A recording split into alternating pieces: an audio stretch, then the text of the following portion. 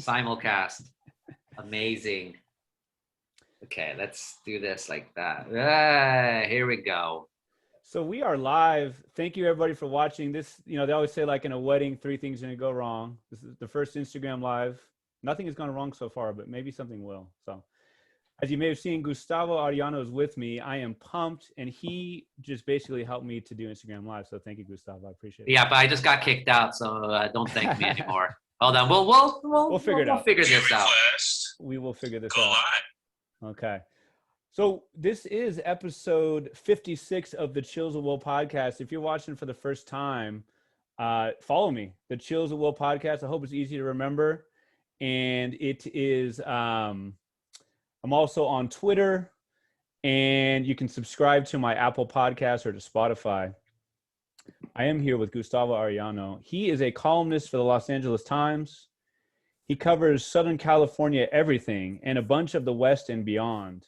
He previously worked at OC Weekly, where he was an investigative reporter for 15 years, and editor for 6, where he wrote a column called Ask a Mexican and is the author of Ask a Mexican, Orange County, A Personal History, and Taco USA, How Mexican Food Conquered America.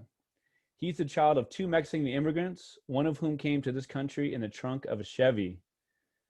Mr. Gustavo Arellano, it is an absolute pleasure to have you. How are you today? Good. What's up, man?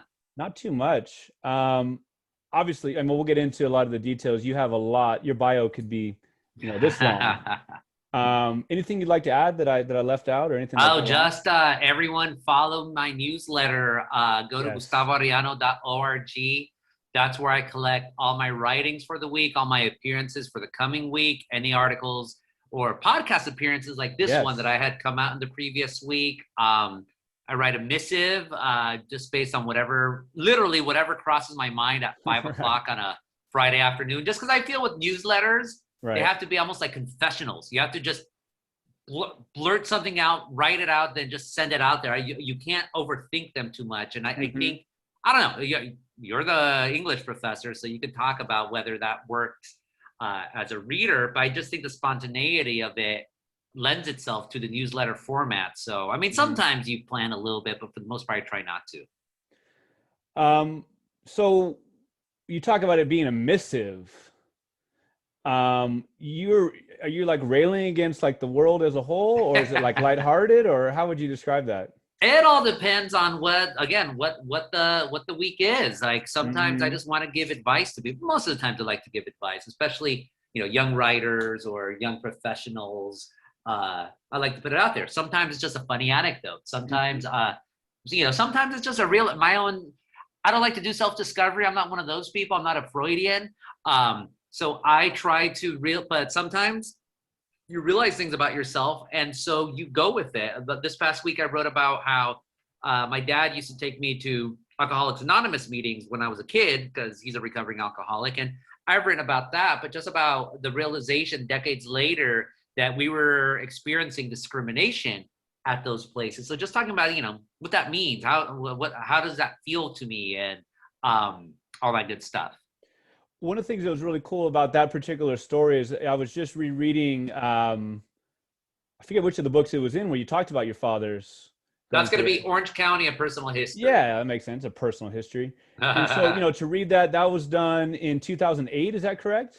Yeah, it's been a while. So to see 13 years later that you have, obviously you may have gotten, maybe 7 years older in the last 13 years. Yeah, and right.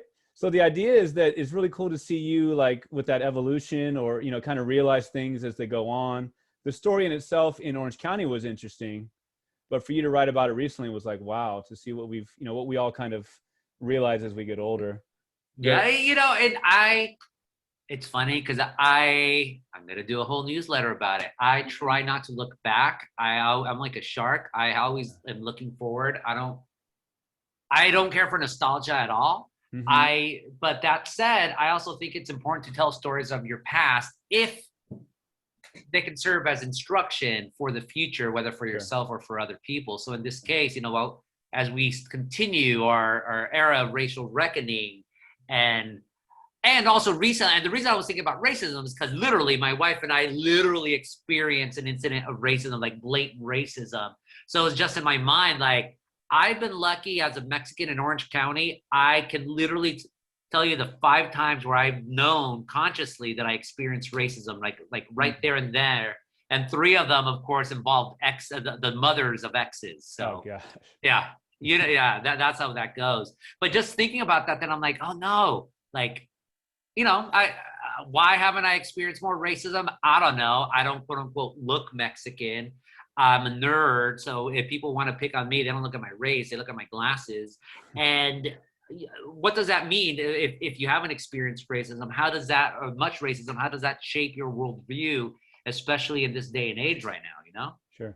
I get it. Also says a lot too about social media, right? I mean, I know from the book, from Ask a Mexican, the book, and even the columns where the book came from, that you did get, brutal racist comments, but they were like, what do they call it? Like a studio gangster, like a quarterback. You know what I mean? I call those people the pathetic fanboys. Oh yeah, Huh. This is the thing. As in my professional career, nonstop racism Sure. all the time. Right. I don't consider that to be real racism because I consider those people to be pathetic fanboys. I mean, pathetic fanboys will obsess over you and continue to read you. So all those racist notes are just like little Valentines to my ego. Because as a writer, you don't care if people love you or hate you as long as they read you, as long as they are inspired to write something to you, anything. Sure. And I tell people that, like, oh, if you really hate me, the worst thing you could do is ignore me. That, it's humbling. As much as people say, like, oh yeah, you're really famous or whatever. Look, 99.9995 of Southern Californians where I write and where I've lived my entire life have no idea who I am. So come on, like I can't get too much of an ego on me. If just someone says, hey, fuck you, you damn beaner, I'm like, whoa, you know who I am. That's cool, man. Let's get into where it kind of all began. I mean, where's the beginning? The beginning is at the beginning. But growing up, obviously in Orange County in Anaheim, were you bilingual, monolingual? Was it something where your parents spoke to you in Spanish and you kind of said, oh, but I understand, but I'm gonna speak back in English? What were some of kind of like the beginnings of your language? I've never spoken to my parents in English unless I forgot the Spanish word in it. So no, I wrote about this in my Orange County personal history book, but child of immigrants, both of them from Zacatecas. My mom was quote unquote legal. My dad was quote unquote illegal, or as he would call himself, a mojado, a wetback. When I entered kindergarten, the only language I spoke was Spanish, but my mom says by the end of kindergarten, I knew how to speak English. And it's interesting. I didn't find this out until years later, but apparently my mom, my mom put me in bilingual classes, but not my sister. And with my sister, she's like, I just want I want her to learn English as fast as possible. No, backwards. My mom only put me in English only classes. She rejected bilingual education because she felt she just wanted me to learn English as fast as possible. My sister went to bilingual education classes. She's only 2 years younger than me. The end result, her Spanish is better than mine. So we both know English. We both know English equally. I think I'm more prone to the arcane words because I'm a writer, but her Spanish is better than mine. So, but regardless, by the time I entered kindergarten, I only spoke Spanish, learned English very quickly. My parents, they knew how to speak English, but they only spoke if absolutely had to. So we're talking about life or death or financial necessity. Other than that, only Spanish. So I've never we've never had a conversation in English. You said that, I kind of laughed because I'm like, why would I ever speak to my parents in English? It makes no sense at all. And it's interesting though, because now I think of myself like, oh, that marks me as a certain type of person, a certain part of the assimilation experience. Sure. Right. Would you have gotten in trouble? Would that have been like, why are you speaking like that? Or it just didn't occur to you? No, that was my tío Ezequiel. My tío Ezequiel, he would always reprimand us. No, hablen español. He would always tell us, hablen español, only speak in Spanish. Okay. The funny thing is his kids end up becoming more assimilated than us, but that's a whole other conversation. But no, my parents never had a problem. My parents, no, they never really made fun of me for not knowing my Spanish as good as possible. And look, when I say I don't know my Spanish as good as possible, I could have a conversation with a Latino, anyone who speaks Spanish. Sometimes I'm going to stumble for some words, but I could speak it completely. And some of my Spanish is going to be both Mexican Spanish and Chicano Spanish, but I can still have that conversation, you know? Mm-hmm. Yeah. Now, with your parents from Zacatecas, salud, would that be usted or tú that you would use with them? Oh no, usted. Are you kidding me? That's like, Okay. All right. I worked, dude. My family's from some of rancheros. You know, we come from the mountains. We're hillbillies basically. So it's formal. I would never in a million years refer to my aunts or uncles, let alone my parents, as tú. It's always going to be usted. Not happening. There was a beautiful story that you told in Orange County that your mom basically taught you the English and Spanish alphabet at age 3. Am I correct on that? Yeah, when I was small. She knew. She came to the United States when she was 9. She dropped out of school in 9th grade so she could pick strawberries in Orange County. So she wanted an education. She cared for an education, but she didn't have it. She never had it. So she made sure that her kids had it. So she would always take all of us. I'm the oldest of 4. And she would always take us to the library. She would always get us books. Like, she always emphasized the value of an education. She told my sister, again, things you find out until years later, but she told my sister, if you ever get a job that involves typing, that means you work in an office with air conditioning. That means you made it. That means you're a success, because she worked as a tomato picker, as a strawberry picker. Then eventually she got a job as a tomato canner, a tomato packer. It was more like the old Hunt Wesson factory in Fullerton. But she ended up working, packing tomatoes or canned tomatoes. So it was hard working labor. I mean, she was a teamster, for crying out loud. So it was actual labor. She did anything possible to try to educate us, or at least try to give us some sort of an education, That's a beautiful image of her doing that for you. So that led to you talk about, getting all the reading awards, and those of us who came up in that generation with the libraries and the passports and the stamps and, free tickets to the Oakland A's or the Anaheim Angels. I guess they were the California Angels at the time, right? Just the Angels, who cares? So you were the type of student in high school, correct me if I'm wrong, who didn't get the grades that match your intellect. No, I'm the type of student that never did the homework, always got A's on the test, so got C's and D's. I got some A's for sure, but I mean, I graduated with a 2.4 GPA. Hardly Dean's List, or I did get Student of the Month once, I don't know how, but this is very telling. My peers voted me most likely to succeed when I graduated from Anaheim High. So they saw something in me that I didn't. I don't know what that was, but they did. And I'm not saying I'm the most successful of my peers. No, there's people far richer than me. There's from my class, you got teachers, administrators, real estate agents. Like, we did good. One way or another, we did good. But I'm definitely the one with the most public persona, but hey, that doesn't necessarily mean you're the best of the best. Sure. Obviously, you're very well read. I mean, you're talking about your missives and your newsletter. You'll post things that, have maybe nothing to do, seemingly, ostensibly, with what you write about.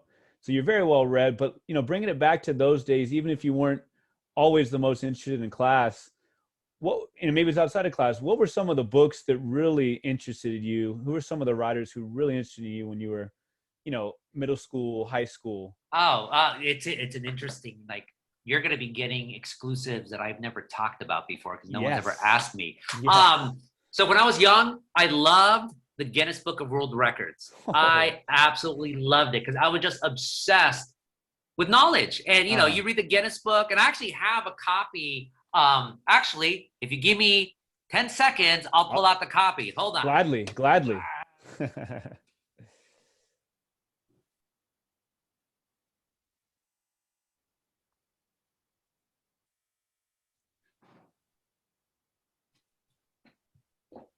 There we go.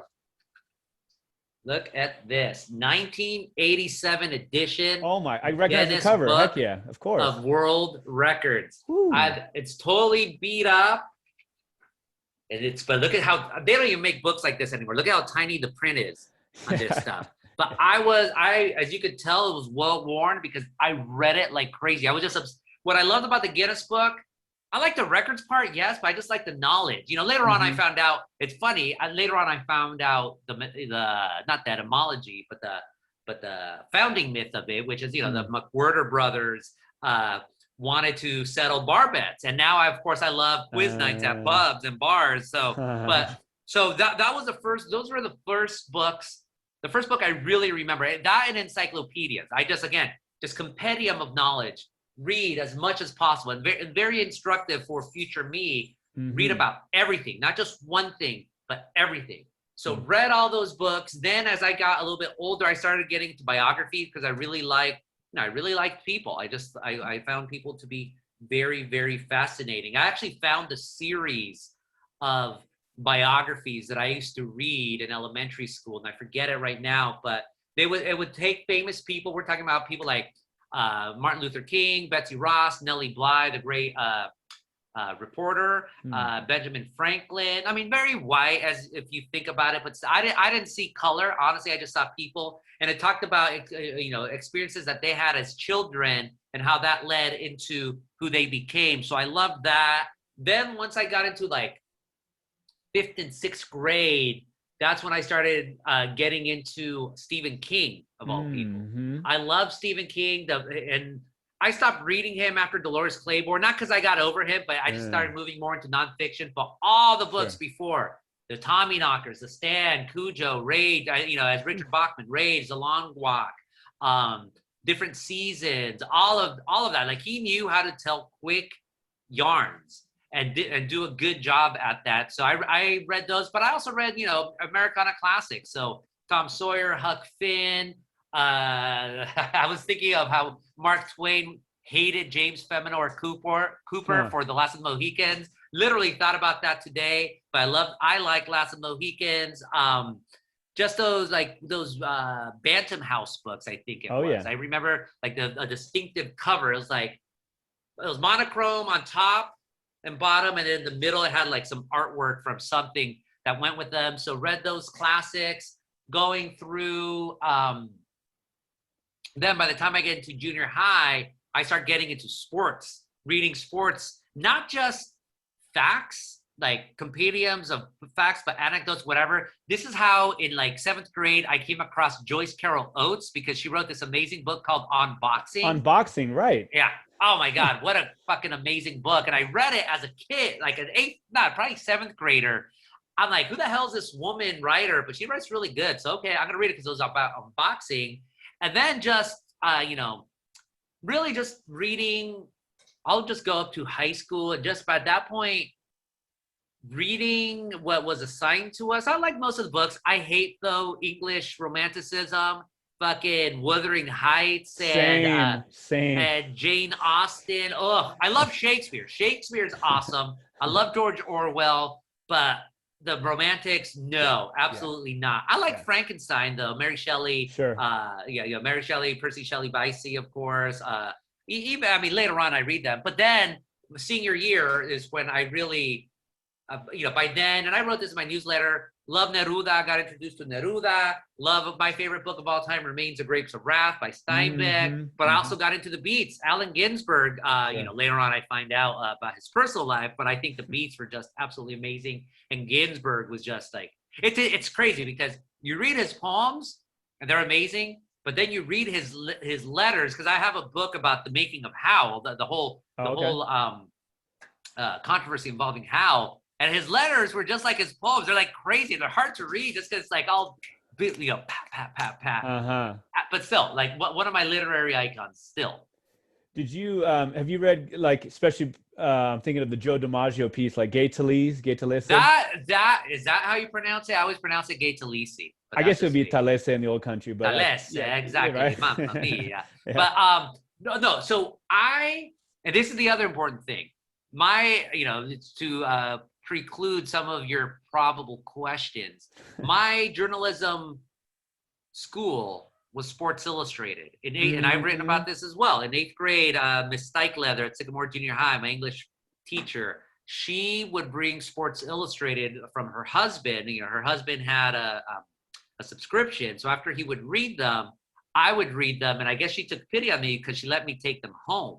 and keep them. So the 1992, 1993 sports years, that's when I had mistake. That's when I went to 8th grade. So I read those nonstop back and forth. And I was reading amazing writers like Rick Riley before he became a columnist, but he was, just long form, Leigh Montville, William Knack, what's his name? Like baseball.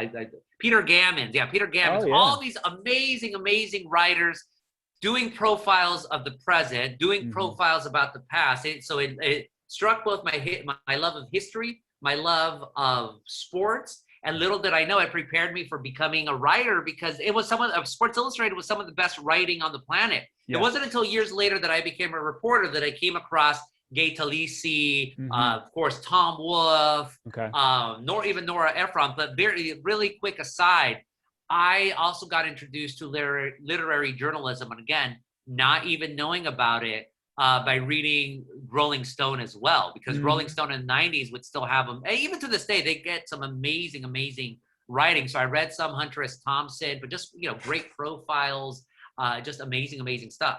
Yeah. Thank you for that. Yeah. I'm thinking of a person, he works for Vice. His name is Keegan Hamilton. Yeah. John Finkel is a sports writer, Jeff Pearlman, I'm sure like they all talked about Sports Illustrated, long form, Steve Rushin, Rick Riley. Yep. Steve Rushin's the guy. I totally agree with you. I mean, those were the days when you waited for that magazine on your Thursdays or whatever, right? It was a big deal, man. Well, thank you for sharing those. And so you talked about going to college, after the GPA wasn't quite matching with the intellect, right? And you went to Chapman after going to the Orange County, was it Orange Coast County? Orange Coast College. Orange Coast College. And you talk about some of the formative experiences there. When they said you were most likely to succeed in high school, was that like a cheesy moment where you're just like, you know what, they believe in me? Or was that kind of like a footnote that you kind of found more significance in later? I don't know. I was bemused by the most likely to succeed nomination more than anything. But by the time I came to Orange Coast, I wanted to be a filmmaker. So it wasn't about writing for me. I just got into my mind once basically my junior year in high school, that I wanted to be a filmmaker. And so, I wasn't going to be accepted to any big schools. I could only go to Orange Coast College, and Orange Coast College had its own film writing program, film program. And so I went with my best friend who was also supposed to make films with me, but of course he ended up dropping out, not dropping out of school. Actually, he never even got a BA. He went to another profession. He's still my best friend. So fuck you, Art. God bless you. Because we could have been the next, Damon and Affleck, right? No, not Damon and Affleck. I was gonna say more like old-fashioned. The Wayans brothers there meets you go. The Farrelly brothers, but meets who are the brothers who did the Coen brothers or the Wachowskis? Coen brothers, yes, Coen brothers. But I also like the new one with Adam Sandler, Uncut Gems. Oh, the Safdies. The Safdie brothers, yeah. We could have been that. But anyways. But no, here's the thing. My entire life, my entire professional career has never been about meeting other people's expectations. The only expectations I've ever cared about are my expectations and the expectations that my boss, if I respect them, have about me. Everyone else, sorry folks, I don't care. I mean, I want you to read me, and I want to hear your ideas, and I want to hear your feedback for sure. But at the end, I'm only accountable to myself. I mean, I know sort of the responsibility that comes with being a reporter, and I don't take that seriously, but that's a conversation I need to have with myself, not a conversation I need to have with other people. So, in looking, over my shoulder here, we got your three great books, and I think it's one of my books is signed by you in 2012. So I'm thinking, okay, I must have talked to you at the LA Times Book Festival, and that's how we got in touch. And I was very lucky to have you come speak to my class on at least 2 or 3 occasions. Yeah. And the first time I asked you to speak was about Orwell, who you just mentioned. We were doing Animal Farm, and I said, can you speak about satire? And I didn't give you a lot of specific instructions, and you absolutely nailed it. I mean, like if I would have, written down a point for point, like you covered it so well. So one of the stories that you told in speaking to my students, and it comes up in the book, is you and Will Swaim. Am I pronouncing his last name correctly? Yeah. Okay. When you were, I believe, a senior in college, you hadn't graduated college yet, and you can you talk a little bit about how you got started with the OC Weekly, even when you didn't have your degree yet, even? Yeah, no, I was a junior in college, Chapman University. I was now going to film studies. Damn this freaking IG live. I am just gonna pop it out. Oh, but maybe. Yeah. Here we go. Yeah, you'll make it happen. Okay. But okay, it's working. Accept my request, damn it. Yeah. And let's hope it doesn't get kicked out. But no, it was my senior year in Chapman. Junior in Chapman. I came across a newspaper called OC Weekly, which I had never heard of before. I found it while I was volunteering on a political campaign in Santana. Late at night, I go to the trash can, throw something. I see this magazine. I thought it was big. It was a newspaper, but it was big. I picked it up. I found out it was an April Fool's issue, kind of like The Onion. But it was all fake news, like real fake news as opposed to fake news about, what do you call it? Orange County, like just Orange County randomness. And I read it and I'm like, oh my God, this is the funniest thing I've ever read, because I forgot to say a very important literary influence for myself. Mad Magazine. How can you forget Mad Magazine? Yeah. Just so important to my worldview, especially in just being skeptical of power and knowing that there's always going to be something funny in everything, no matter how horrific the situation may be. You need to laugh. That is the only way to survive in this world. Make them laugh, as what's his name sang in Donald O'Connor sang in Singing in the Rain, and danced very, very memorably to it. But I saw this OC Weekly. I read it. There was an article called 5 Latinos We Really Like, which was complete satire. There were either super racist white people or self-hating Mexicans. I thought it was hilarious. I also knew a lot of people were going to be offended by the very idea of the column and weren't going to get the fact that it was supposed to be an April Fool's joke. So I wrote a fake angry letter to the editor, and it said, like, how dare you do this? And in fact, you don't even include La Madrina, the godmother of all Latinos, Barbara Coe, which happens to be one of the nastiest women in human history. Lucretia Borgia has nothing on her. She was one of the architects of Proposition 187, the notorious anti-Mexican, anti-immigrant. Great podcast, by the way. I think you might have been involved with. Oh, you did the whole thing. Yes. We'll talk about that in a minute, maybe, but great podcast. Yeah. This is California, the Battle of 187 for the Los Angeles Times. We did it in 2019. Hey, I'm looking now on Instagram. And so I wrote it because I knew, like, they're not going to get it. It's supposed to be my attempt to clown them. Right. But they did, I think. Will did, but he ran it next to a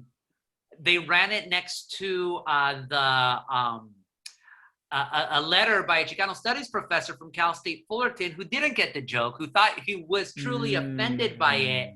And so when they ran it at the OC Weekly side by side, I'm like, ha, ha, ha, I got them. And so I wrote a letter from there to Will Swaim saying, hey, thank you for publishing my letter. He's like, oh, sure, no problem. I had seen him on a show called Inside OC with Rick. Yeah, no, it wasn't Inside OC. It was Real Orange. That used to come on KOC. I said, by the way, you did a great job on that. He's like, oh, thanks for the thanks. And then here comes a moment of truth. Hey, by the way, how can I get an article published in OC Weekly? I don't want to write it, but I'm working on this, or I'm volunteering on this political campaign. I think she'd be an interesting candidate, interesting, ¿cómo se dice?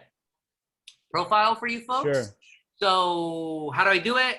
He wasn't interested in the story, but I guess he was interested in something else that I said. So he's like, you should meet one of my writers. Let's see what stories you could possibly have for us. So I met with the guy. His name was Nick Scow. I mispronounced it as Shoe. We met at the old Hub. It used to be called the Hub in Irvine and Fullerton, which is now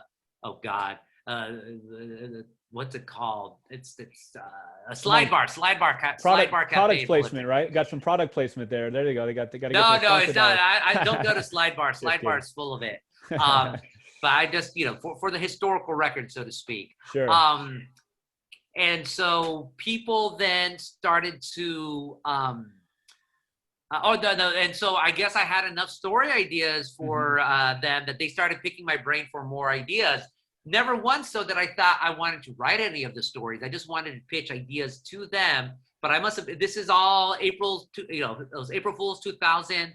Throughout the spring, summer, into the fall, they're publishing more and more story ideas of mine. And then finally, I guess I tired them of all the story ideas I were giving them. And they're like, they said, no audio, whatever, you're gonna have to figure it out. Maybe now you have audio. Hey, but here we go. That's on Instagram. Okay. Well, you see, I hear you folks, so I don't know what's going on my end.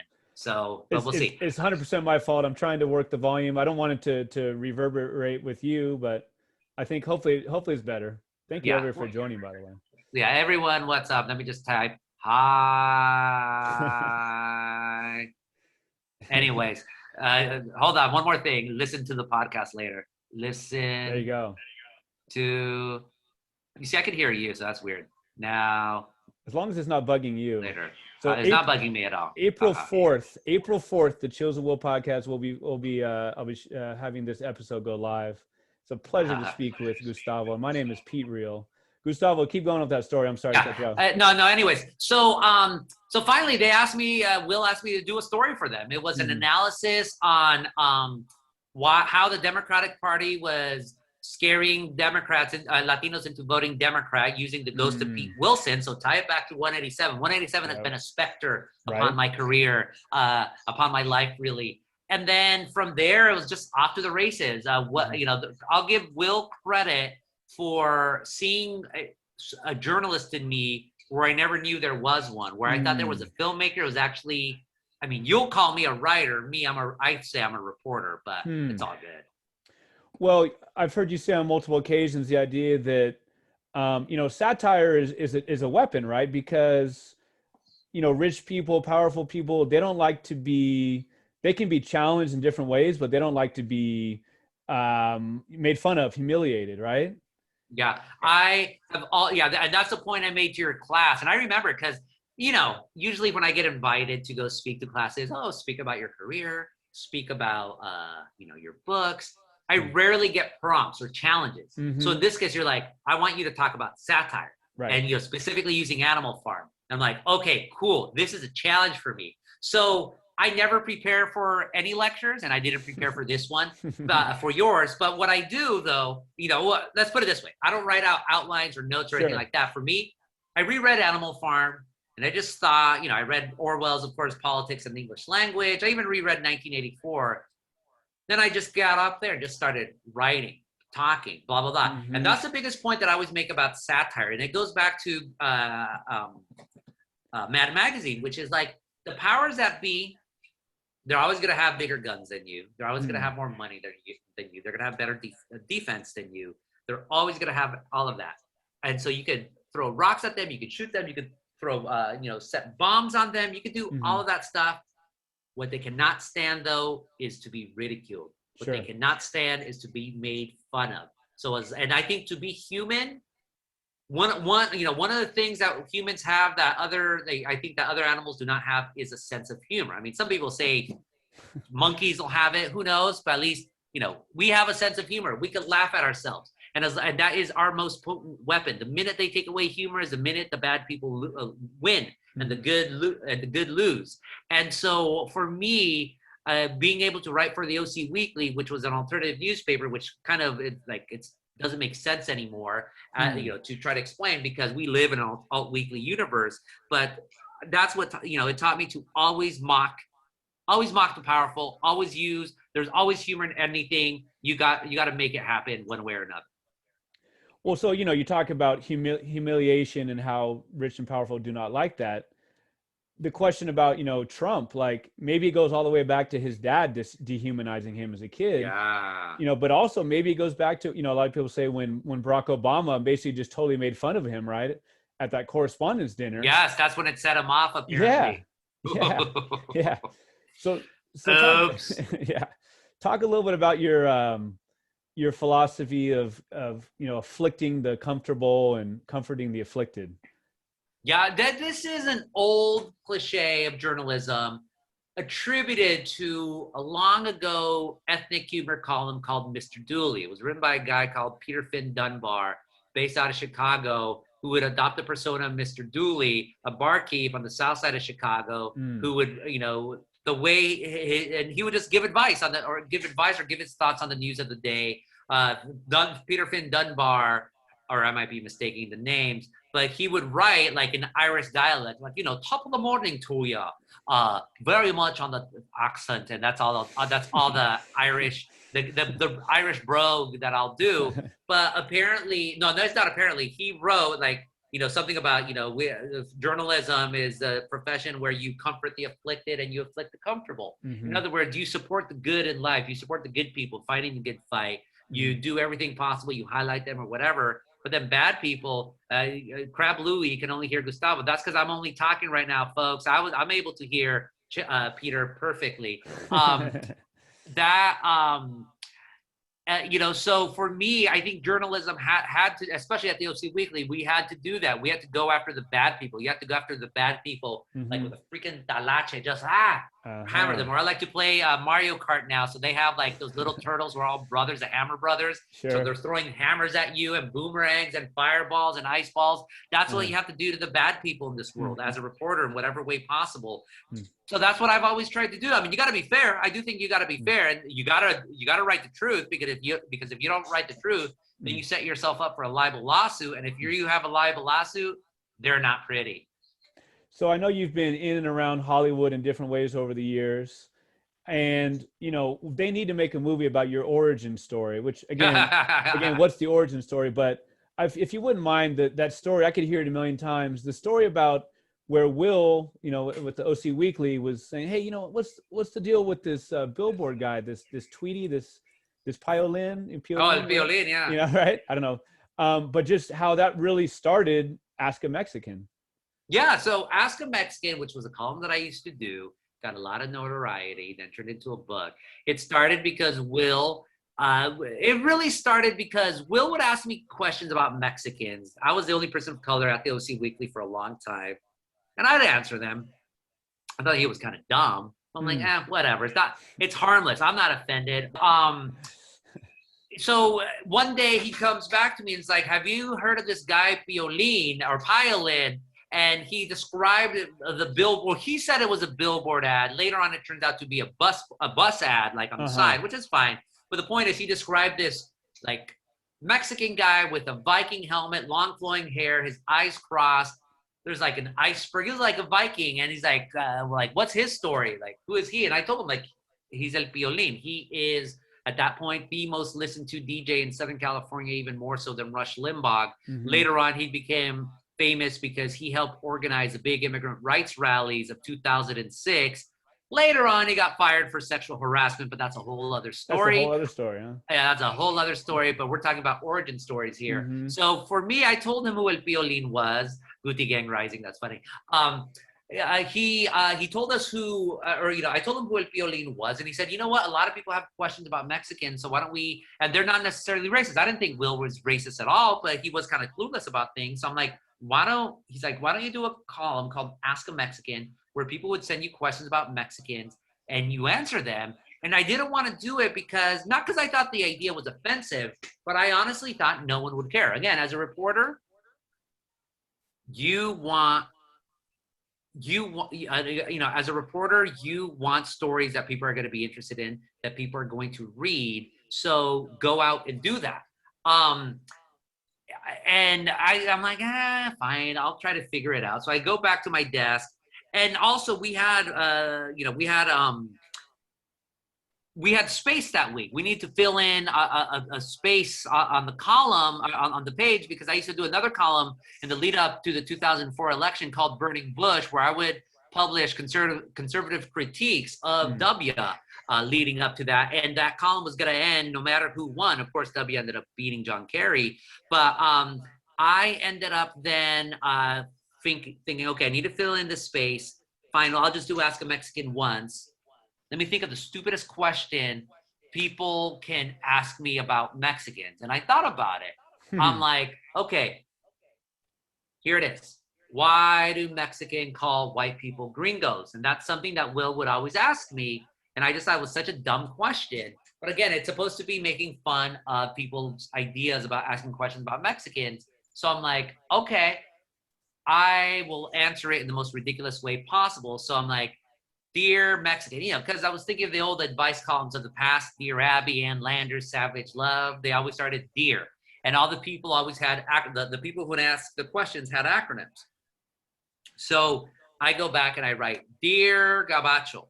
If they were going to call me Dear Mexican, it was going to be Dear Gabacho. Mexicans don't call white people gringos. Only gringos call gringos gringos. Mexicans actually call gringos gabachos. And so I go back, we publish it, we give it the name Ask a Mexican, we put an upside down exclamation point. If people still didn't get the fact that it was supposed to be a joke, I put at the very bottom of the column, hey, got a spicy question about Mexicans because we're always so caliente in the American imagination. If people still didn't get the fact that it was supposed to be a joke, advice columns historically also had a picture of the columnist. And so instead of a picture of me, because no one would ever think of me as a Mexican, we put a illustration of the bandito archetype, the greaser of the American imagination. I call him the eternal Mexican. You don't even have to see the logo, and you know who I am by just who he is by just describing him. Big fat Mexican guy. You only saw him from the chest up. Big fat Mexican guy with a huge sombrero, a bigger mustache, bandoliers with spent cartridges, a leering grin with a gold tooth. We had actually used that exact image for a Cinco de Mayo special edition on why we hate Mexicans. Again, satire, stereotype. But that was about a history of Mexican hating in Orange County. And we had all sorts of articles addressing that phenomenon. So we repurposed that image, which was very unpopular when we published it originally, and we used it as the logo. So the Ask a Mexican used to run every Thursday, or along the OC Weekly used to publish every Thursday, and it would get published on Thursday, but it would get distributed really Thursday morning through Friday morning. So started spreading around. We would have a Thursday all staff meeting at 11 o'clock. I expected some feedback because anytime you talk about Mexicans in Orange County, good or bad, you always get feedback. What I didn't expect, though, was for people to ask me questions, like call me on my bluff. Because again, at the very bottom, I said, you got a spicy question about Mexicans, and I put my personal email. So by Thursday, 11 o'clock, when I get to my email, I already have 50 questions. And I go to Will, I'm like, we have a bunch of questions about Mexicans. What on earth do we do with them? And he said, why don't we just continue asking questions? Or why don't we continue doing the column until there's no more questions to be answered? Well, that was November of 2004. I ended the column in October of 2017. Obviously, the questions never stopped. Wow. So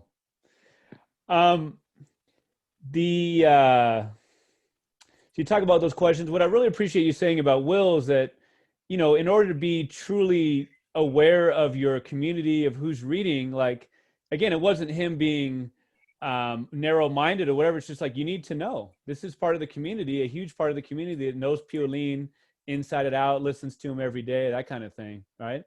Yeah. Oh, yeah. You just have to know these, you just have to take the questions how they come. And like, for me, it's like whether you're super racist, whether you're a Mexican who wants to know about yourself, whether you just hate me, you think I'm a sellout or whatever, I'll answer. Literally, that was the gimmick. Got a spicy question about Mexicans?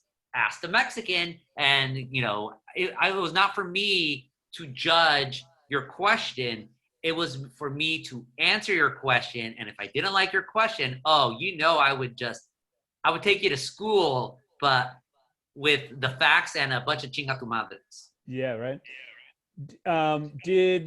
So you said that it really pretty much took off right away. You had 50 questions 3 or 4 days in. Did you get a lot of, you said you did, what was the specific feedback or blowback? Was a lot of this is just a total stereotype, generalization, like you're giving fodder to the racist, that type of thing? Oh yeah, no, well, it's like, intelligent minds could disagree about the column. And some people would say, like good meaning Latinos would say, well, how do you know that you're not perpetuating stereotypes? And how do you know that people are not using your column to justify to justify their own racism, but also to spread their own racism. And so what I would always tell them was that the first racist that uses my column to be a racist is going to be the next one, because satire is a hard thing. Not everyone gets satire. It's a very fine line of humor. It's political humor, and some people get the jokes and some people don't. Some people just see it at its face value and think, oh, it's stereotypical or whatever. The only people that ever see clearly when it comes to satire are the people being made fun of. So in this case, racist white supremacists, they hated the column for what it was, which was a direct attack on white supremacy, a direct attack on the stupidity of people who hate Mexicans. Right. I know the great Daniel Hernandez, who is back at the LA Times now, right? I know he was there and away for a while and back. Was it his story that really broke the popularity more like nationwide? Sorry, I gotta type this up. No. So Ask a Mexican was total underground insanity. The column starts in November 2004. By 2005, people, it's just like a cult phenomenon. And I think, oh, maybe I want to like try to syndicate it. No one would touch it. Absolutely no one would touch it. It was way too touchy. And then in late 2005, Daniel Hernandez was at the LA Times at the time. He's like, I want to do a profile on you for the LA Times, just talking about Ask a Mexican, what your story is, why your column's so revolutionary. And so he pitched it for a section of the paper called Column 1. It comes out on the front page of the LA Times every day. It's basically our best story for the week. Or for the day, we're putting it there. This profile ends up publishing, I think it was February. I'd have to look. And now that I think of it, oh, I know where it is. I think it was February of 2006. 5,000 words on me. Yeah. And so I'll share it. Sorry, I had to respond to my boss right now. No. And it just goes crazy. But that immediately mainstreams me. I was trying to get book deals. Nope, nobody wanted to publish it. All too politically incorrect. All of a sudden, I get a book deal, 2-book deal with Scribner, the fucking home of Ernest Hemingway, F. Scott Fitzgerald, William Faulkner, and me. That's the only time you'll ever see those names together. My column starts getting syndicated. It got syndicated at its height in 36 newspapers across the United States. I get the book deal. I get invited to lectures, university tours, all of this stuff, just like absolutely amazing. If it wasn't, it was literally life-changing. If it wasn't for Daniel's piece, I would not have gotten a book deal, at least the book deal that I did get, which allowed me to get 3 books. I don't know where I would have been. I would have still been a reporter. I think I still would have ended up becoming editor of OC Weekly. But like, you think about these things, like if it wasn't for Ask a Mexican, I probably would have focused more on investigative reporting. Sure. Who knows where I would have been? But that's the thing. I don't look back. I have no regrets. You just got to continue looking forward. Sometimes sort of look back and you're like, oh, wow, that's cool. And then just keep moving. It's a major butterfly effect, right? Just those those little pieces of little decisions. So with Weekly, I know that you really, you wrote about political interests. OC's political system is interesting to say the least. And, the Catholic Church as well. Myself coming from a Catholic family, I know you grew up Catholic as well. Was that especially tough, or was that something where like, hey, they are in the wrong, like, let's go? There's Felipe. Hey, like on Instagram Live, everyone's saying, hi, everyone. Since this is a podcast, I really can't talk to you folks right now. Leave that for Grítale a Guti. I have to focus on the audio for the podcast, which you can hear later on. Tuesday night at 10 o'clock, 9 o'clock? Tuesday night at 10:15, Grítale a Guti on my end. But it's so cool to see people that I know here watching. And please follow the Chills at Will podcast on Instagram as well, so you can get all the updates. I knew it was wrong. Catholic Church sex abuse scandal. At first, I didn't believe it because I thought it was an anti-church conspiracy. But once you start talking to the survivors, once you start seeing the documents, once you start seeing all of that, then it becomes just a righteous thing. I remember there was some girl that I quería pretender, some girl that I wanted to court. And yeah, I'm old school like that. We court where I'm from. And she used to like me, and then she didn't anymore because she thought I was anti-church, anti-Catholic church because of these stories that I was doing. But I'm like, no, it's true. I am not lying. This is all 100% true, and I'm just going to continue to do so. My parents had a problem with it at first, but then later on, they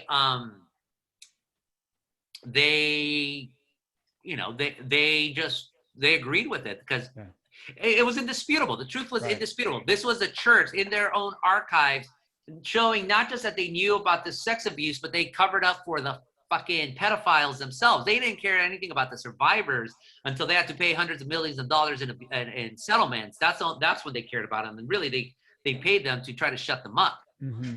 Yeah. I mean, ugly to say the least, obviously for you as a writer, as a journalist, as you say, obviously words matter. And, going back to the Ask a Mexican book in columns, you talk about Chicano versus Latino versus Latin, now Latinx or Latinx, Mexicano, you talk about Central American and Guatemalan, etc. I wonder how much pressure, I guess, you feel with the words that you use, whether it's about Mexicano, Latinx, and how much you're interested in the evolution of words. Oh, I'm always fascinated by evolution. I should have been an etymologist, man. Right? I would have just studied language and words for the rest of my life. I used to threaten people. Like, if no one read Ask a Mexican anymore and it was still going on, I would just continue it as a column about etymology. So that always fascinates me.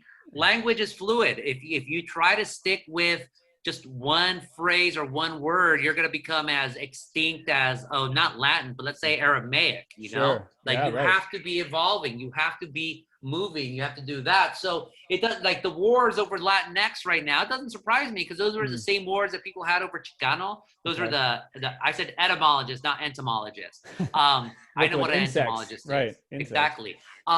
It was the same debate about Hispanic versus Latino. Mm-hmm. It was the same debate about Spanish American versus just plain old American. So it's always going to happen. I don't identify as Latinx. I also, I don't really identify as Chicano. I identify as a Mexican, not even Mexicano. I identify as a Mexican. Definitely not Hispanic, but if you call me Hispanic, I'm like, all right, fine. If you want to call me Latinx, like, I'm not going to be offended, but I'm just saying, okay, cool. But I personally do not call myself that. I think we should respect what people call themselves. To assume that everyone that everyone identifies and should identify as Latinx is presumptuous. To accuse the people who don't want to embrace Latinx as homophobic or backwards is preposterous. Interesting. I've got many nicknames from my sports days, from my family, whatever. And I think one of the greatest on your Gritale a Guti is I was called the either smart or wise. I think it was smart, a smart Gavacho, being married to a Michoacana. So I appreciate that. That was maybe the greatest nickname I've ever gotten.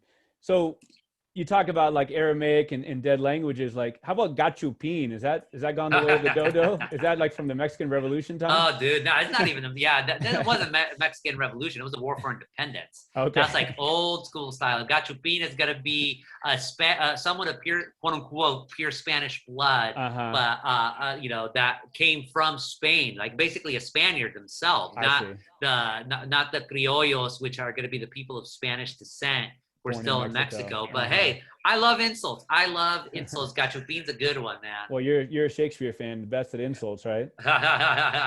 Orange County starts off with such a good chapter, a couple pages. You basically talk about like the banality of the quote unquote Reconquista, right? Like you describe your family in like a normal day, and it is not the scary, like, oh my gosh, they're coming for us, they're taking over. It's just, I think your brother wanted to play a video game and, this and that. What made you decide to start the book that way? Just because this was 2008. I wrote it in 2007, got published in 2008. This was at a time when, people are like, oh my God, these immigrants, these Latinos, really these Mexicans, what do they represent to the future of this country? what are we going to do? How are we going to assimilate all these people? And I always found these conversations to be silly because, again, it's the story of my family. We were, all of us, our first language when we entered school was Spanish. Mm-hmm. We all ended up speaking English. Three of us got master's degrees. We all got bachelors at the very least. My siblings got public jobs or jobs in the public sector. We all ended up, my parents got their 3-bedroom, 2-bath, 1 swimming pool, American dream house. Like, what the fuck else do you want from us as Americans? Mm-hmm. Mm-hmm. And so I felt the best way to start something about my family's cycle in this country is to be as banal as possible. And that's what we did. Sure. And you do such a great job in the book. It is called Orange County: A Personal History, and you hit on both of those equally. You talk about some of those quirky, cities that are in Orange County, some of their controversies, their best restaurants, and then of course, combine that with your family history, which is really well done and comes together great. And of course, it talks about OC and its changing demographics, right? Yeah. I mean, go ahead. No, I was saying, it's known like you write about very well is where Republicans go to die and, all those things. And those are old fashioned, out of date type of things, especially in, parts of Orange County. I got to think that even in the 13 years since the book has come out, there's been even a big change in demographics in Orange County. Humongous. I mean, Orange County now is personal history is 13 years old. It sticks, it stays. I still, the thrust of it still remains. That much has not really changed. Yeah, I mean, you'd have to talk about how Orange County is far more Democrat now, but you still have the same corruption. You still have the same ineptitude. You still have the same racism. It's like Orange County is always one tiny step forward, one giant stumble back when it comes to its politics. Yeah. I'm not saying anything original. I've stolen this from someone else, but Will Ferrell, Gwen Stefani, even Zach De La Roca, who you talk about in the book, they come from very staid, very Irvine type places, right? That are so kind of suburbia, kind of boring. But with that, like you talk about, comes a lot of racism and just doing things the way that they've always been done, right? So I don't think it's any accident those type of people came from Orange County. I guess. I mean, it was just like suburbia, like boring. And you see, the most radical person to come out of Orange County was Zach De La Rocha. But he, from Rage Against the Machine, but his entire life has been one big revolution or revolt against the idiots in Orange County. And yes, me, right? Although a lot of people would call me a sellout, but it's okay. So you literally wrote the book on the history of Mexican food in the United States, right? Not too bad. What an incredible story. And again, I apologize. I'm sure you've told the story multiple times, but in the book, what's the adjective for microcosm? I don't know, but it's such a microcosm, right? The story where Tom Tancredo or Tancredo, I don't know how you pronounce it. The anti-immigrant, to say the least. He wasn't the governor, right? He was a congressman. Is that correct? Congressman, yeah. From Colorado. And so you guys are going to have like a debate of sorts. This was before the days of that, what's that jerk, Crowder's name, right? Before like Charlie Kirk and those type of people, right? Oh, yeah. No, they were still around. But like before the big debate was such a thing, you were going to debate Tom Tancredo and I believe others. Me and him, one-on-one. Just you and him. And where did you guys meet beforehand? Of course, you met at a Mexican restaurant. An awesome Mexican restaurant, El Noa Noa. I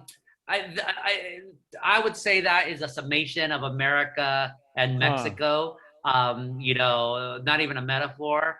Definitely not a simile. But just like here you have an anti-immigrant politician, but he needs his Mexican food. It's like we love the Mexicans for their culture, but we sure as hell do not like the Mexicans for themselves. Yeah, just for that anecdote alone, the book is worth reading. So interesting. You trace the history, which is a long one, of course. Things like where Mexican food at one time was known as Spanish food, right? It's evolution from kind of a fringe thing to it's been supreme, and it's not just in 2021. I mean, it's been supreme for so many years now, right? You talk about like salsa being the number one condiment, and that's been years that's happened. I wonder what you learned in your research about kind of like the slander of quote unquote foreign food as weird and dirty, but also coveted.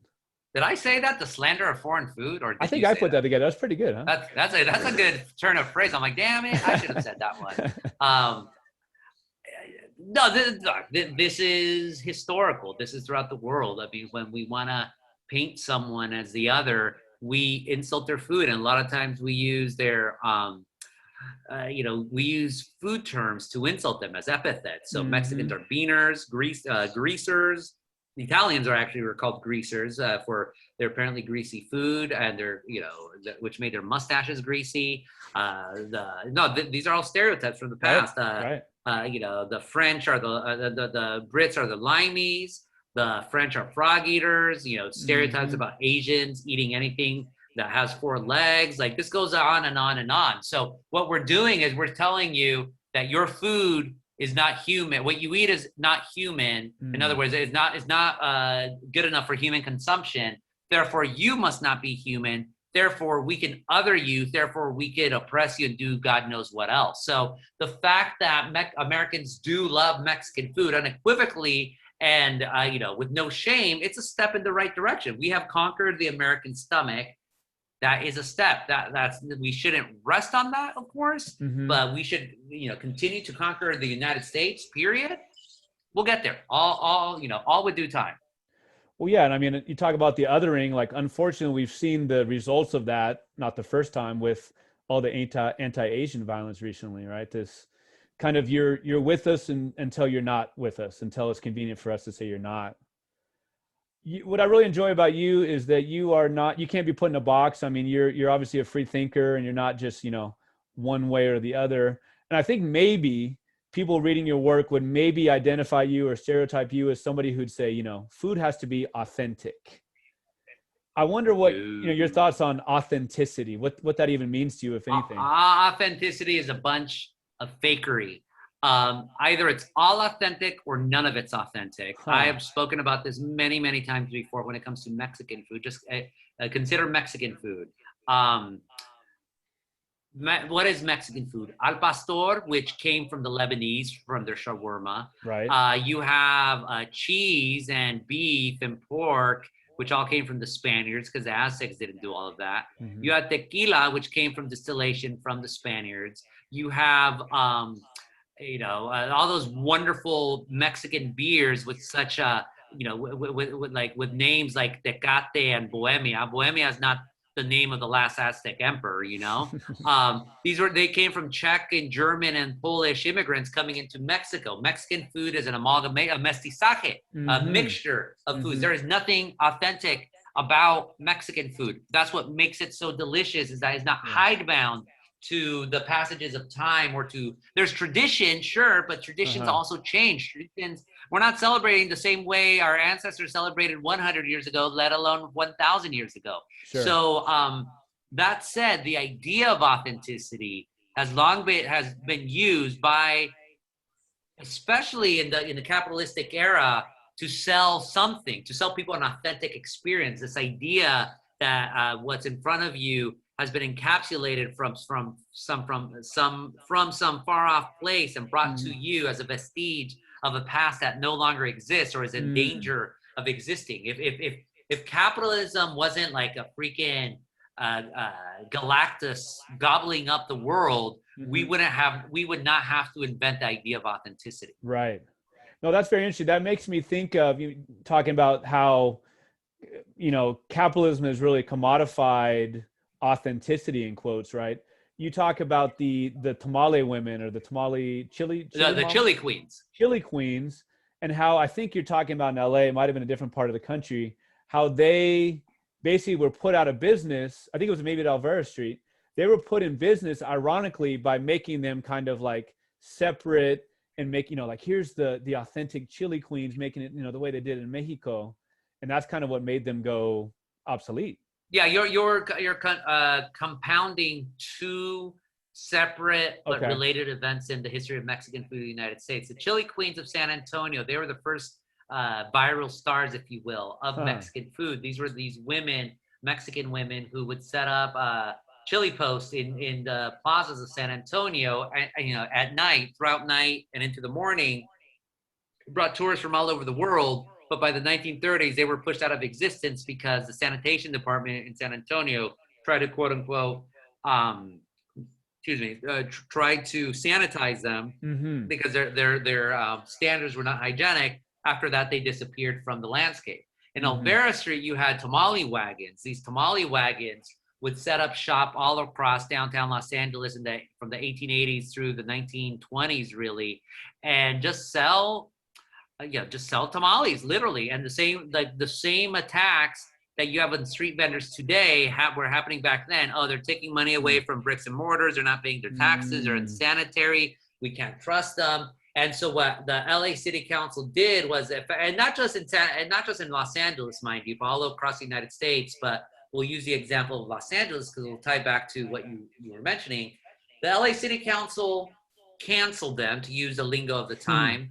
And instead of, if you want to get your quote unquote authentic Mexican food experience, you had to go to a little like paseo, a pathway called Olvera Street, which had some of the oldest buildings of Los Angeles, dating back to the Spanish era. And there you had posts and restaurants that were meant to evoke old Mexico, quote unquote. And by then, the tamale wagons mostly went out of existence. And Olvera Street, it's interesting because Olvera Street eventually got appropriated back by the Mexicans who were supposed to be stereotyped there, but that's a whole other conversation. Was it Chandler, the one who worked with the wagons in Olvera Street? Am I getting the last name correct? Otis Chandler was Otis. It wasn't even Otis. It was his dad, his grandpa Harry Chandler, because Norm Chandler was Otis's dad. But his grandpa Harry Chandler helped raise funds to save those buildings. But the person who spearheaded the project of Olvera Street was a woman named Christine Sterling. Okay, so I'm nothing if not the king of transitions there, from the Chandlers to the LA Times, So how would you describe what you get to write, or what you want to write, or what you're ordered to write? That's a strong word. What is your beat, if that's probably an old-fashioned term, but what have you really enjoyed writing, and what have you been able to write at the LA Times? I have been writing everything and anything. The way I tell it, I've sent in fact, I'm writing in real time right now on the podcast. So I'm gonna write out what I'm gonna say. I've sent a message to them. Let's see if they respond. You got the working reporter. If not, can I quote this in my piece? Okay, perfect. The way I explain my writing for the LA Times. Oh, what did I just do? I try to tell the story of who we were, who we are, and who we're becoming as Californians. So just stories that tell you something bigger about ourselves, not just, like there has to be a there. Like for me, like I can't do a story about, say, a corruption scandal in Lawndale, so to speak. I can, but I'd probably pass that off to one of my colleagues who can put it into better context, unless there's something that ties into something. So I did a story, for instance, there was a church bombing or there was an explosion at a church in El Monte, a church that was wishing all sorts of horrible things against LGBT people. And so we covered it. It was a story that made the New York Times. It went national because, hey, whenever there's an explosion at a church, you have to worry if it's an act of terrorism. Sure. But I took the angle of how this showed how El Monte has always been this weird nexus of hatred in the Southern California story. So I placed it upon that bigger timeline, if you will, and people liked it. So I always try to take the Joan Didion view, if you will, the 30,000 foot view, but try to do it through like one person or one issue or one something. Sure. I mean, you do the 30,000 foot view, but you also do a really good job with you have some very personal stories, recipes in your family, the one we talked about with your father and Alcoholics Anonymous and all that. So very versatile. A recent article was about Chavez, Cesar Chavez, and you took a nuanced view, right? Being that it was the holiday for him recently. He's kind of been a guy who's kind of been reinvented over the years, if you will, or kind of looked at in many different ways. Did you get a lot? Did you get a lot of blowback for that from that one? 80 and compliments. So I could only go by what people send me. As far as I know, the entire world hates me except the 15 people who sent me an email the other day. Again, as long as people read, that's all I care. Of what I received, 85% of it was positive. They really enjoyed it. And then you had some people who just did not like it. They said, why? I mean, and I put this on Twitter. I put the sort of the responses like from people who hate it, or people who just hate Cesar Chavez, period, who think he shouldn't be lionized in any way whatsoever. Then there was his supporters who said, why do I was exaggerating or flat out lying about like the sins that Cesar committed. Then the most interesting one for me was Asian American activists who were saying I disappeared the Filipinos that helped Cesar out in the beginning, which is interesting to me because I mentioned one of them, Philip Veracruz. So, but again, those were in the minority. More often, or more likely, not more likely, I received instead the people saying thank you for what you wrote. I think it's my feelings exactly. Or that you said the truth about Cesar, like it was cool again. But like I don't care if you like me or hate me, as long as you read me. That's all that I care about. Right. And I mean, you are extremely busy. I'm not even sure that you have time to sleep. I sleep. Trust me. You had the COVID podcast that was daily for a bit. You of course had the groundbreaking one about Prop 187. Anything in the future for podcast or TV or movie, and maybe you don't even want to share, but what do you got coming up? Well, I'm gonna be the host of the LA Times' daily podcast. That's gonna drop March.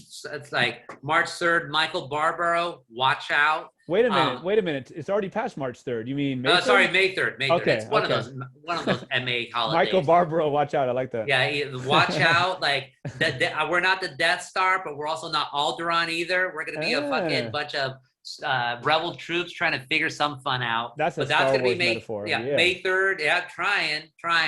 Other than that, there's no projects that I could. I mean, with two professors, one from Cal State Fullerton, Elaine Luenek, and one from UC Irvine, Tui Vo Dang. We are coming out with a People's Guide to Orange County. That's a part of a series that the University of California Press has done on other cities. There's a People's Guide to Los Angeles and a People's Guide to Boston. So it's going to be like a little guidebook of little blurbs of historical sites of interest of radical Orange County. That's going to come out January of next year. But other than that, here's the thing. I do not make plans. I do not make goals.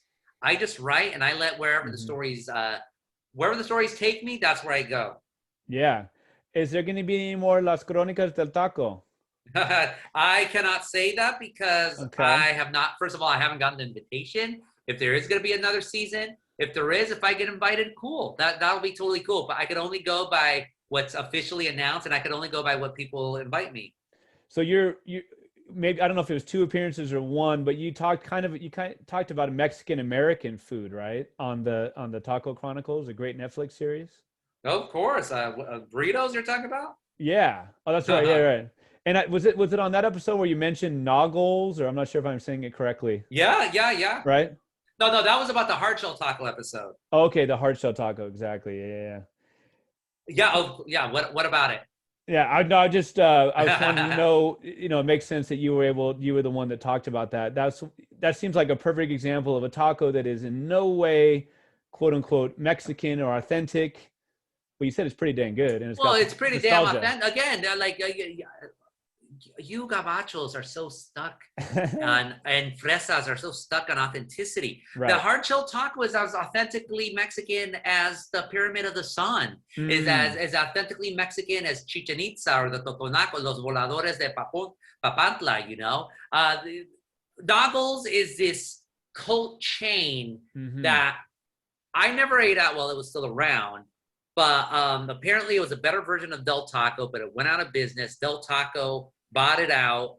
But then a super fan of Noggles brought it back. So there's 3 locations, Huntington Beach, Fountain Valley, and Stanton, with possibly more to come. They just make good Mexican American. That's what I call it, Mexican American food. So Mexicans, we do eat hard shell tacos. They're called tacos dorados. We just ate a bunch of them with stuff with potatoes for Lent. But like the prefabricated shell, that was just something that emerged from Mexican Americans to make tacos easier to cook, because people forget up until the 1960s, the quote unquote regular taco, just a taco in a tortilla shell, didn't really exist in the United States. Like it was just a household item. It wasn't a restaurant thing. People, even Mexicans, ate them hard shells. The first documented tacos that we know about that are first discussed in both Mexican letters and American letters are hard shell fried tacos. For me, if it's good, why not? Nagel's makes great food. Do I eat at it all the time? Not anymore, because the OC Weekly's offices used to be right around the corner from Nagel's, so I'd go there almost all the time without shame. If there was a Nagel's near me, I'd go there more often. Look at Gustavo talking about satire. We didn't even get to Jonathan Swift. You always did a good job of talking about that satire, to Orwell, to sports writing, to authenticity. Last question for you. 2021, 2020 was obviously a hugely just earthquake of a year with all kinds of things politically, obviously COVID and such. What challenges are there in being a writer in 2021? Social media, everyone's a critic now. People don't read the hardcover, if that's even a word, the hard copy newspapers. What are some of the challenges in being a writer or a journalist in 2021? Well, be sustainable, have an actual job, be in a sustainable industry, or be in a sustainable publication that's going to be around for a long time. And that's everyone, with the exception of the New York Times, really, and the Washington Post to a lesser extent. That's everyone's challenge. But look, I am not someone who romanticizes print. There's always going to be an audience for print. And my philosophy has always been, if you give people a reason to read something, they will read it. For a daily newspaper, what reason is there to read a daily newspaper, honestly, now, if the stories are already online and they're usually publishing earlier? There is no reason. On the other hand, I subscribe to an amazing, you might know it since you're a big fan of satire. Have you ever heard of a British publication called Private Eye? I have not. Oh my God. Private Eye is like the OC Weekly meets Mad Magazine, like hard-hitting investigative reporting, and just so British, and just like incredible magazine. If you're a fan of English history or British history, they're the ones who broke open the old Profumo scandal. If you even know who Profumo is, I don't. The English teacher does not know who Profumo is. It's okay. But anyways, legendary. They're probably their biggest contribution to the English language is using the euphemism of when somebody's like drunk, like publicly drunk or on drugs, using the euphemism of they were tired and emotional. And like legendary publication. Yeah. But anyways, very, very little of them is actually online. Like it's still a print publication. Okay. And I don't know, it's probably not as big as it used to be, but I subscribe to it. The only way I could read, and they're brilliant articles, hilarious, especially Media Watch, making fun of Boris Johnson like no other. Yeah. Brilliant. But so I subscribe to it because I want to read it, and the only way I'm going to be able to read it is holding the print edition. And they probably realize like their only way to survive is by being exclusively print. If they had no print at all, then they would, if they would like bleed it over online, then it would be gone. They would be gone. So if you give people, so same thing, people still buy a book if it's enough of a bestseller. Sure. Like people buy, what was the last great phenomenon in, any of these anti-racist books that have been on bestsellers list now for a while, probably now paperback, but still people are buying it because there's a reason to buy it. There is a reason to pick it up as opposed to just see it online. So as a writer, but that's the story of writing. It is my job to tell stories that people want to read. If I do not do that job, then people will not read them. Then why am I a reporter? I cannot make excuses for the technology, because at the end, whether it's cave drawings in France or NTB multi-million-dollar like LeBron junks or whatever, It's always about the product. It's always about, I hate to use this term, but I'll use it. It's always about the content. Mm-hmm. What content are you offering that's going to be different than anyone else's? Sure. I know we could go on for a couple more hours. We barely even scratched the surface. I really appreciate it. I know that you're so hardworking, and I was amazed for you to say that you read those 2 Orwell books, maybe 2.5 or 3, before you prepared to speak to my students. So I appreciate that. I'll always remember those good years. And I want to wish you continued great luck in your writing and your journalism. And thanks again for giving me your time today. Gracias. Thank you. And everyone subscribe to my newsletter and subscribe to this podcast. If you don't do both of them, then you are no better than, what's a good notorious illiterate? Biff from Back to the Future. There you go. That's a great reference. That's a great reference. Yeah, what he said. I appreciate that. Thank you so much for listening to episode 56 with Gustavo Arellano. You can now subscribe to the podcast on Apple Podcasts, and please leave a 5-star review. You can also ask for the podcast by name using Alexa and find it on Spotify and on Amazon Music. Also Stitcher, that's new. Follow me on Instagram where I'm at Chills at Will Podcast, or on Twitter where I'm at Chills at Will PO1. This is a passion project of mine, a DIY operation, and I'd love for your help in promoting what I'm convinced is a unique and spirited look at an often ignored art form. The intro song for Chills at Will Podcast is Wind Down, and the other great song played on the episode is Hoops by Matt Whitehour. Both songs are used through archesaudio.com. For now, thanks again for listening, and I hope these quarantine days bring you texts by writers with mad skills like Gustavo Arellano, whose work gives you chills at will.